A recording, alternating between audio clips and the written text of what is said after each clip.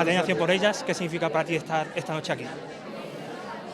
Es un placer, antes que todos, artísticamente, porque soy aquí para cantar con todos mis colegas.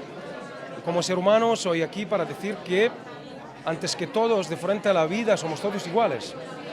Y que nos disfrutamos cada día como si fuera el primer día, no como si fuera el último, como si fuera el primero.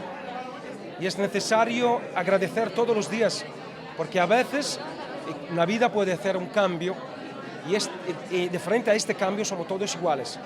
Tenemos que entenderlo también cuando estamos bien, cuando no somos enfermos. Esta es la cosa más importante que me siento de decir. Después de tantos años, ¿se pone uno nervioso de actuar delante de ¿Actuando? Sí, actuar.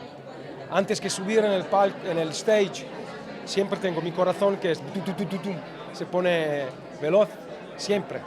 Y debe ser así. ¿Nervioso ante el concierto del diciembre que vas a estar aquí en Claro, Teatro Nuevo Apolo? muy emocionado, muy emocionado.